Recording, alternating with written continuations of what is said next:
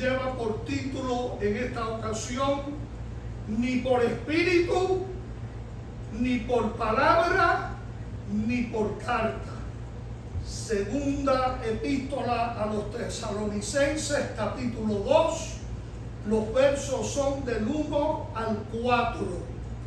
Y dice Dios, el apóstol Pablo hablándole a la iglesia: pero con respecto a la venida de nuestro Señor Jesucristo y nuestra reunión con Él, os rogamos, hermanos, que no os dejéis mover fácilmente de vuestro modo de pensar, ni os conturbéis, ni por espíritu, ni por palabra, ni por carta, como si fuera nuestra, en el sentido de que el día del Señor está cerca. Mira el tema, un tema de mucha importancia para la iglesia. Nadie os engañe en ninguna manera, porque no vendrá sin que antes venga la apostasía y se manifieste el hombre de pecado, el hijo de perdición, el cual se opone y se levanta contra todo lo que se llama Dios o es objeto de culto, tanto que se sienta en el templo de Dios como Dios, haciéndose pasar por Dios. Pablo ya les había hablado a los tesalonicenses en la primera carta y le había dado ciertas instrucciones por la cual él pensaba que los tesalonicenses tenían suficiente argumento para no dejarse sacudir por cualquier persona que los quisiera perturbar. Y comparte estos versos dándoles una idea de mucha importancia. Estén ustedes conscientes de que regresará por los creyentes vivos para reunirse con nosotros. Intencionalmente, digo yo, estoy dejando a los muertos fuera en este instante para concentrarme en los vivos, sin omitir que los muertos también primero serán resucitados en ese mismo momento. En otras palabras, los que estamos vivos no vamos a cogerle la delantera a los que han muerto hace miles de años en la fe. Todos serán levantados en una forma sincronizada, porque la reunión que vamos a tener con el Señor no es que Él va a pisar la tierra, es que Él se va a mantener con millones de sus ángeles en las nubes, dice la palabra de Dios, y que vamos a ser arrebatados, o permítanme usar la palabra levantados, siendo transformados. Pablo dijo en otra ocasión, en un abrir y cerrar de ojos, cuando hablaba a la iglesia de los Corintios, para así encontrarnos con el Señor en el aire. La realidad de esto, yo sé que de pronto puede sonar un poco confuso para algunas personas, porque tratamos de establecer un tiempo, un momento, un instante, una visualización del acontecimiento, y es bien curioso por el hecho de que definitivamente esto va a suceder y va a ser un espectáculo tan extraordinario para la humanidad como jamás se lo habían imaginado. Primero, porque nadie cree que Jesucristo va a regresar, ¿ok? hay más que suficiente convencimiento de parte de la persona que Jesucristo, por un lado, es una falacia, que Jesucristo no es ni una realidad histórica. Hay otros que tratan de decir que era un simple humano que murió y que lo enterraron y se acabó lo que se daba, que no hay más ninguna cosa que esperar.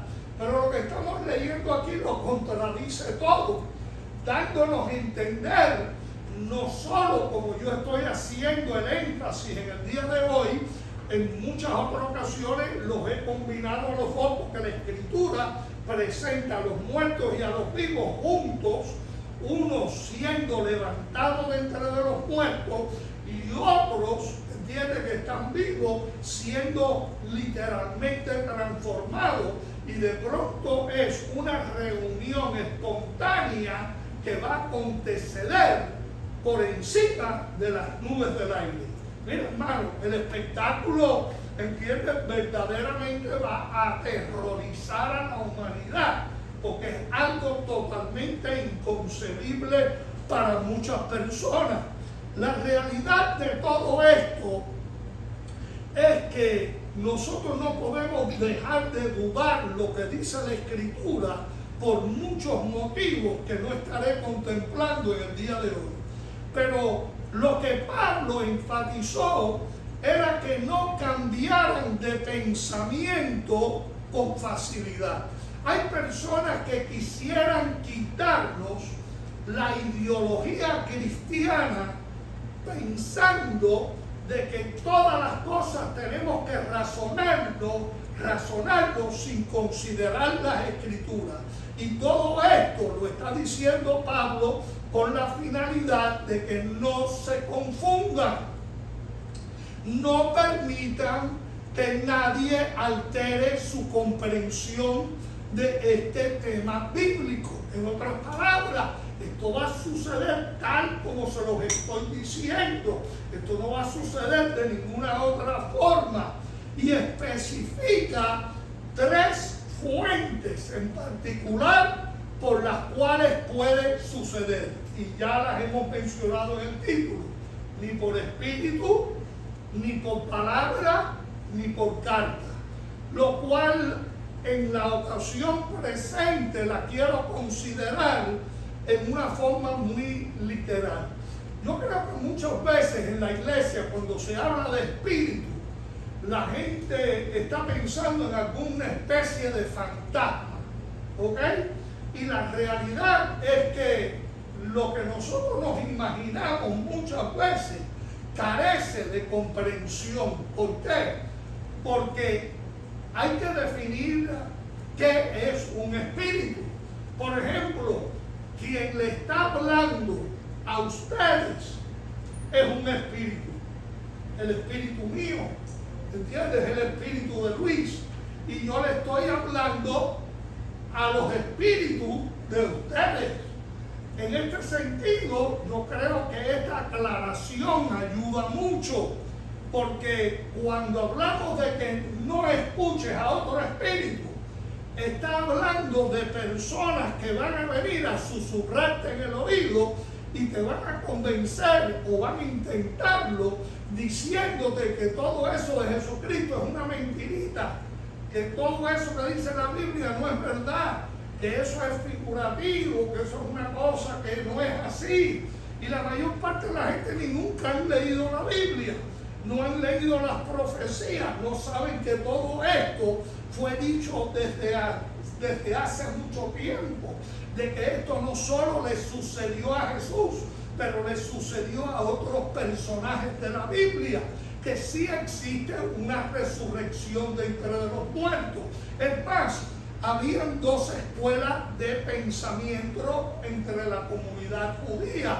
Estaba la escuela de los fariseos y estaba la escuela de los saduceos.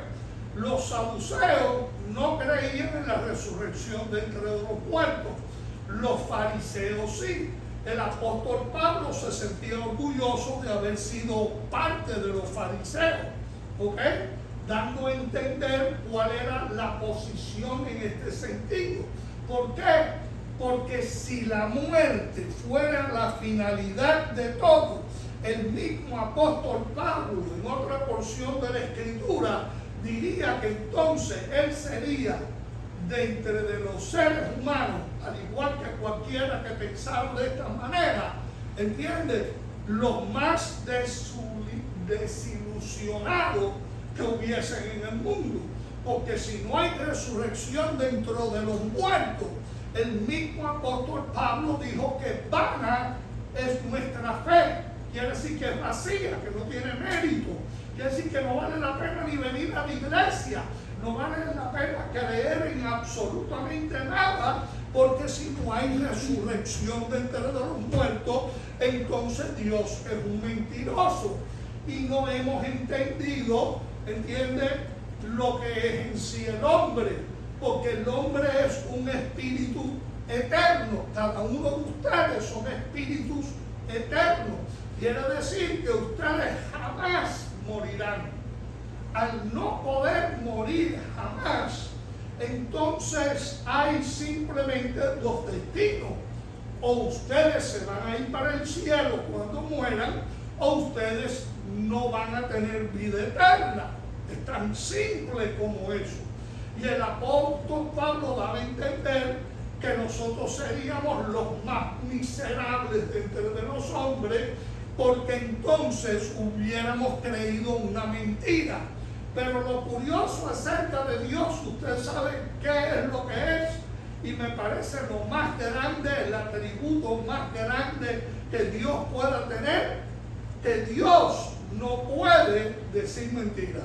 No está en su naturaleza mentir.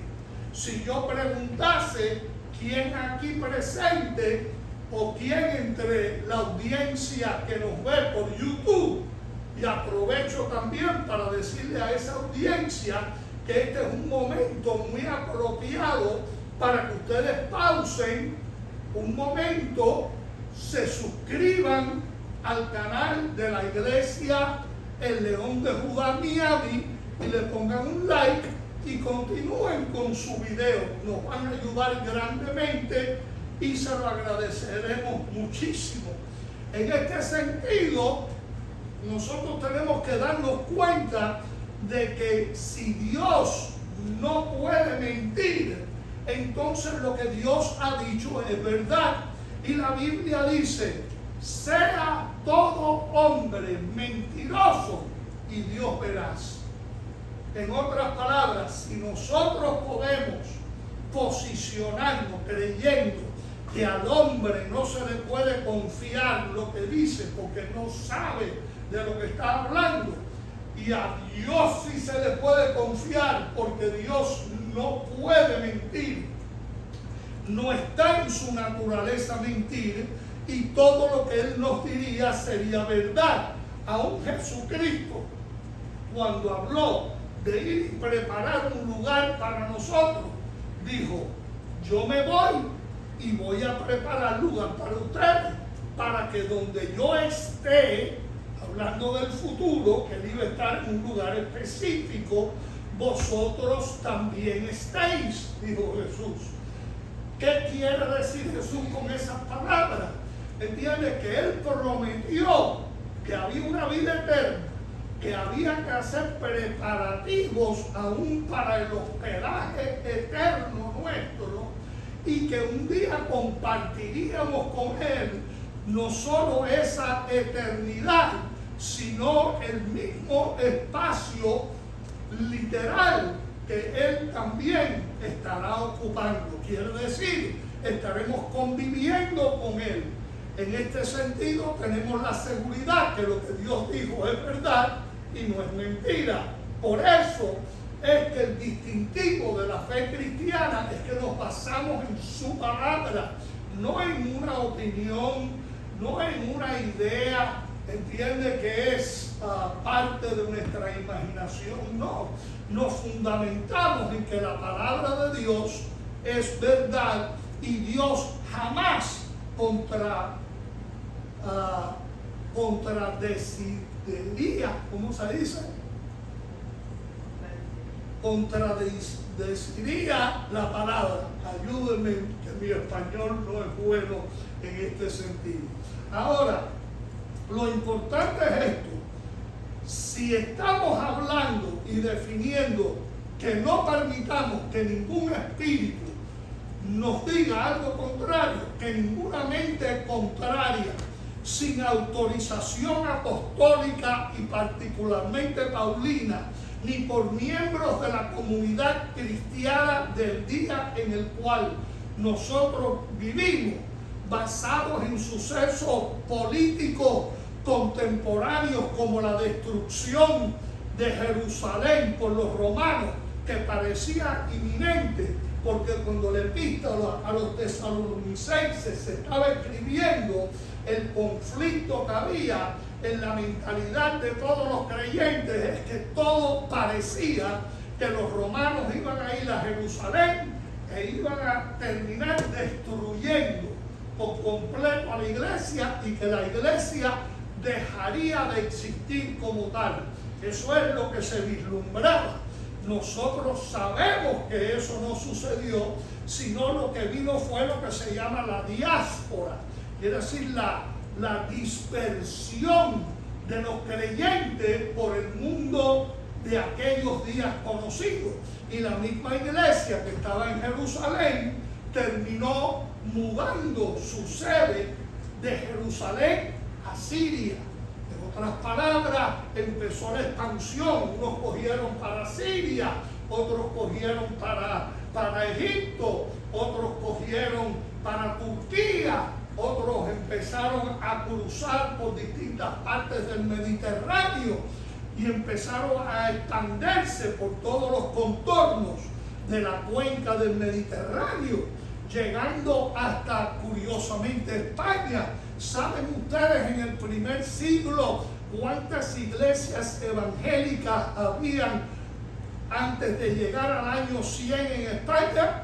Había un total de 117 iglesias evangélicas en España y todavía no existía el catolicismo en España. Fíjense la curiosidad que muchas veces, entienden, la gente no sabe muchas realidades. ¿Por qué? Porque la diáspora hizo que la gente se regaran, se montaran en barcos y cogieran para todo tipo de rumbo y llevaron con ellos el evangelio, porque el evangelio no es un edificio, el evangelio no depende de una estructura, el evangelio depende del movimiento de creyentes sobre la faz de la tierra que llevarían el mensaje a todo rincón conocido. Quiere decir que cuando hablamos de espíritu, estamos hablando de gente que viene a susurrarle a uno a los oídos con ideas contrarias, dándonos a entender. No se dejen influenciar por ninguna persona que venga a contradecir lo que nos dio Dios por medio de los apóstoles. Acuérdense que estos hombres fueron aquellos a los cuales Jesús responsabilizó que fueran por todo el mundo predicando el evangelio y después bautizándolos en el nombre del Padre, del Hijo y del Espíritu Santo. Quiere decir, una vez cumplida de que no le van a hacer caso a ningún espíritu, también dice, ni por palabra. Ninguna malinterpretación profética de lo dicho por Jesús es el principal orden, ni ningún otro apóstol, menos él, porque si no lo hubiese aclarado. Es decir, lo que estaba sucediendo. Habían dicho personas que Pablo había dicho, y Pablo está diciendo, pregúntenmelo a mí que estoy presente. ¿Qué es lo que dicen la gente que yo dije? Que yo contradije lo que les enseñé a ustedes los tesalonicenses. No, si yo estuve aquí en persona y se los compartí. Así que no venga ninguna persona a decir que yo dije algo contrario a lo que yo les declaré a ustedes. Miren, hermano, la probabilidad de que personas puedan a veces, tras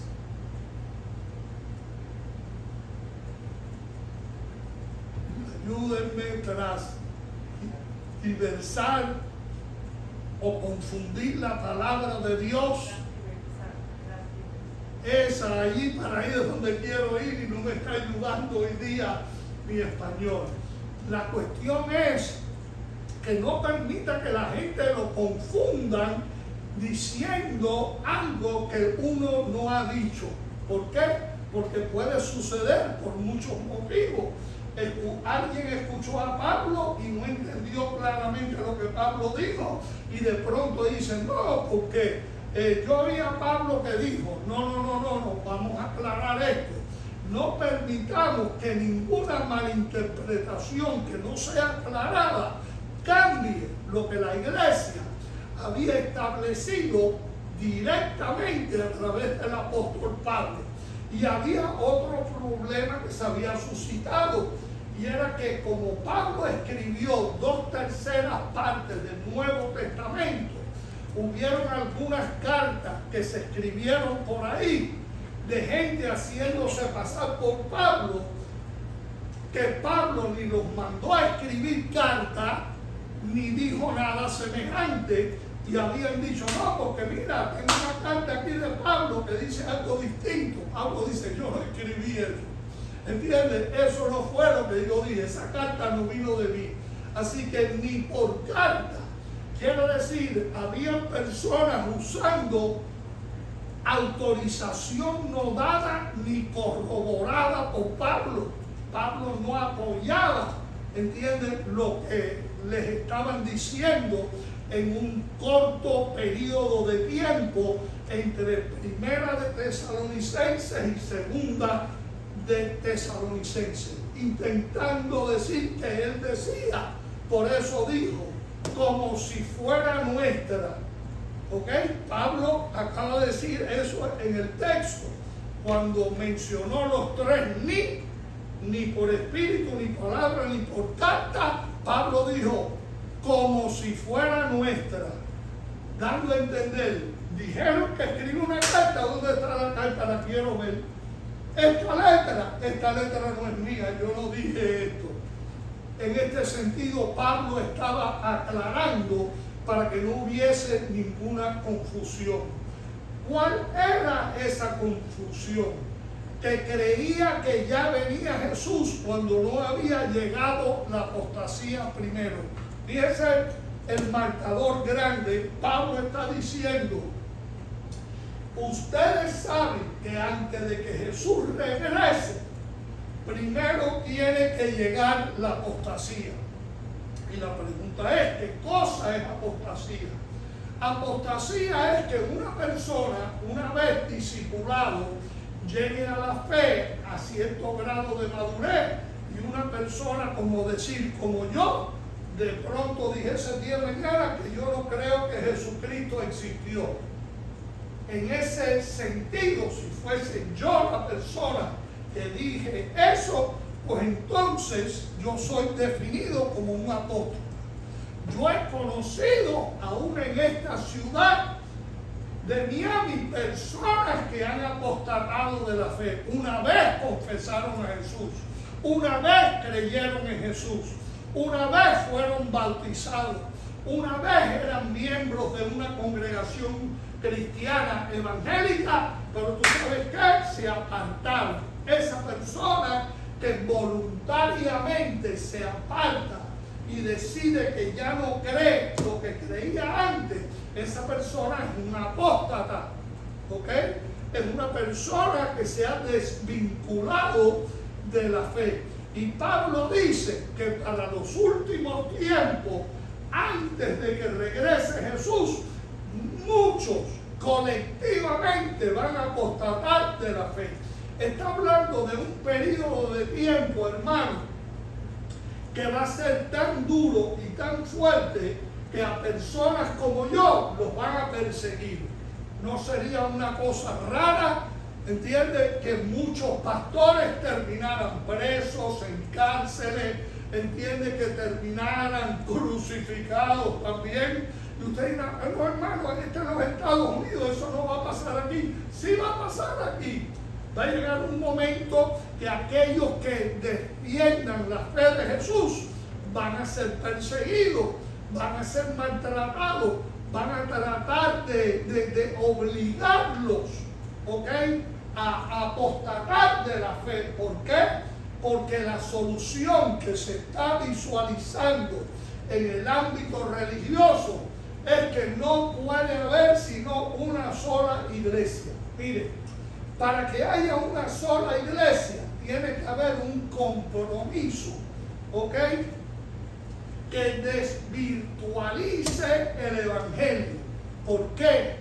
Porque aunque suene muy bonito que haya una sola iglesia, ya hemos pasado por la experiencia histórica cuando se levantó una iglesia y de pronto apostata de la palabra de Dios y empieza a abrazar ideas que son totalmente ajenas al evangelio. Entonces, para que algo semejante suceda, pues la única forma de enforzarlo es la misma forma que se aplicó desde sus comienzos en España.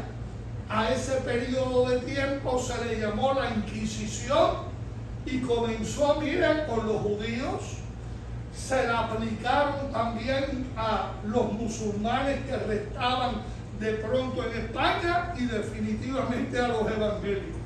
¿Por qué? Porque los desaparecieron por completo. Y muchos de ellos terminaron en la hoguera. Los quemaron vivos en España. ¿Entiendes? Por la fe de Jesús. Y uno diría, bueno, ya estamos más avanzados, eso no va a suceder. Mire, priva a las personas de lo siguiente: de comida, de vivienda, ¿ok?, de medicamentos.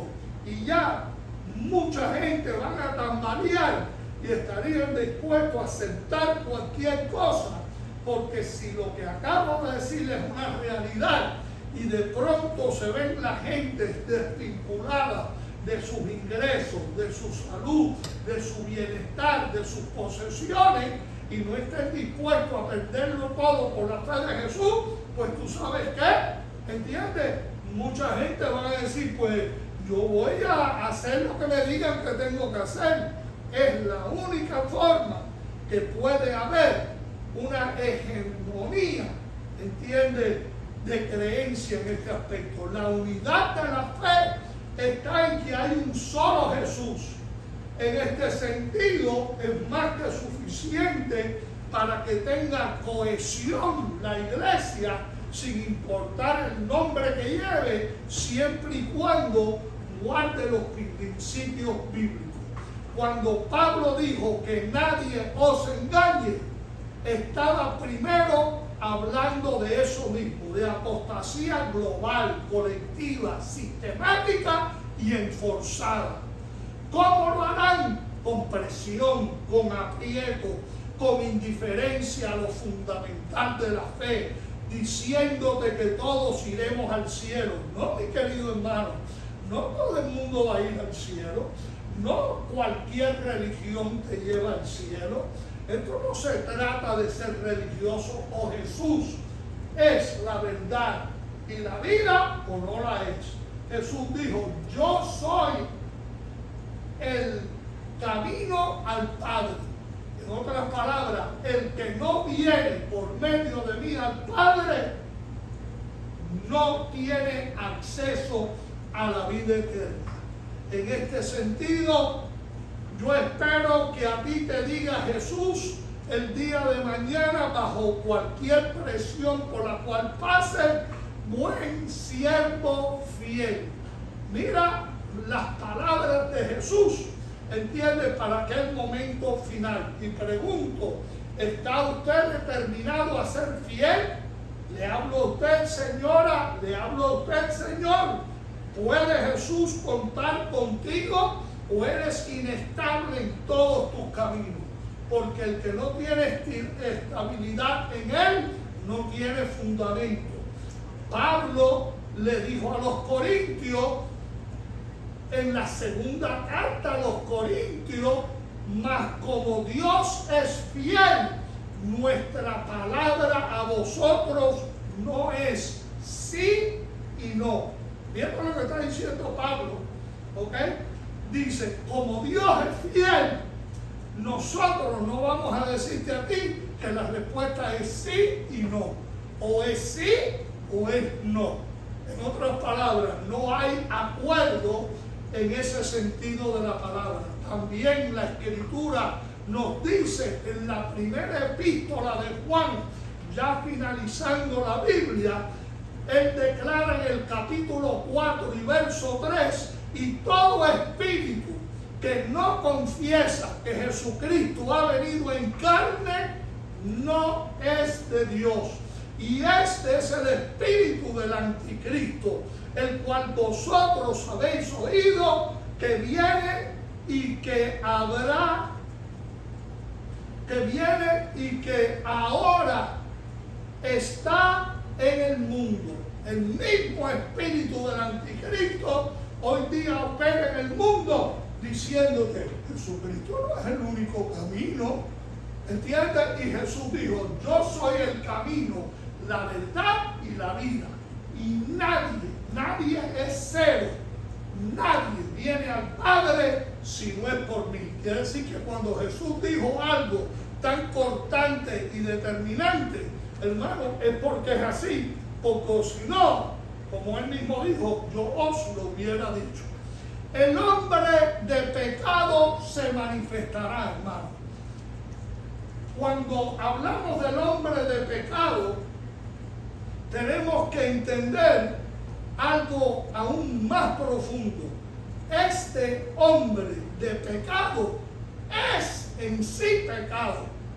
Quiere decir que estamos hablando de la perdición de él. No estamos haciendo referencia a los que les van a seguir a él también. Estamos hablando de él, ¿entiende? Como de la misma forma que Jesús, ¿ok?, adoptó un cuerpo humano, el mismo hombre de pecado será posesionado por el espíritu de anticristo.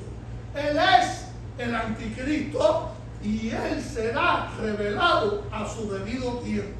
Entonces se pone la cosa en rojo vivo sobre la faz de la tierra. La cosa se va a volver candela de verdad cuando ya él se manifieste, porque él lo que va a querer que todo el mundo le adore. Y la pregunta es, ¿y dónde se va a sentar? La Biblia dice que en el templo de Dios. Y la realidad es que el templo de Dios hoy día no existe. ¿Por qué? Porque el templo de Dios es en Jerusalén. Y los romanos lo destruyeron en los tiempos de Tito y lo arruinaron por completo. Quiere decir que, como dijo Jesús, no dejará piedra sobre piedra. ¿Ok? Lo tumbaron por completo. No hay otro templo de Dios hoy día en pie. Entonces la pregunta es, ¿y por qué dice que se va a sentar en el templo de Dios? Porque la esperanza de la comunidad hebrea es de reconstruir lo que se llama el tercer templo, porque el segundo fue levantado por Herodes. Pero ¿qué es lo que ocurre? Que este tercer templo ya está siendo maquinado para que lo levanten en Jerusalén. Y hay una gran alegría, no solo en la comunidad hebrea, sino dentro de la misma comunidad mesiánica. Dice, ¡ay, qué maravilloso! Van a reconstruir el templo, qué glorioso, qué fabuloso. Pero lo que no consideran es que el que va a ir a sentarse ahí una vez que lo consagren y lo dediquen a Dios, se va a aparecer el anticristo y va a decir, aquí estoy yo. Como no quisieron aceptar a Jesús como el Señor, pues entonces imagínate, porque según el judaísmo Jesucristo es un falso, pues entonces vendrá el verdadero falso y se sentará en el templo de Jerusalén y dirá, aquí estoy yo soy Dios y yo demando la adoración del mundo entero, como en los versos que leímos al comienzo. El hijo de perdición que va a perdición derechito, a él no lo sigan ustedes bajo ninguna presión, porque definitivamente va a venir, pero antes, entiende, de que regrese Jesús, Él se va a sentar en el templo de Jerusalén. Mire, las personas de pronto no entienden esto. ¿Por qué? Porque lo que sucede es algo muy curioso, que hay ciertos entrelazos de años y tiempos en los cuales no estoy entrando y que puede aparentar lo que yo acabo de decir un poco confuso en el marco del tiempo, porque lo que ocurre es que hay una diferencia entre que Jesucristo pueda levantar a la iglesia y la esconda por 7 años, porque vamos a estar en fiesta, ¿entienden? El cielo por 7 años, con todos los patriarcas, con toda la gente, ¿entiende? Desde los tiempos de Adán, con toda la iglesia primitiva y de todo, vamos a estar con el Señor celebrando por 7 años antes de que suceda todo esto. Y después de esos 7 años y se consuma todo esto, entonces que Jesucristo descenderá del cielo, tocará pies en el monte de los olivos. Cuando lo toque se quebrantará la cuestión del templo y diga: aquí estoy yo ahora para gobernar sobre la tierra por 1000 años. Hay algunos detalles, entiende, que he dejado en el aire, no los puedo cubrir en tan breve tiempo, pero quiero diferenciar entre el rapto de la iglesia y la segunda venida de Jesucristo para establecer su reino milenial sobre la tierra. Esto es importante, pero acuérdense, entiende, que antes de que verdaderamente Él regrese por segunda vez, tiene que aparecer, entiende, el hijo de perdición, tiene que aparecer el anticristo y tiene que sentarse en el templo como Dios.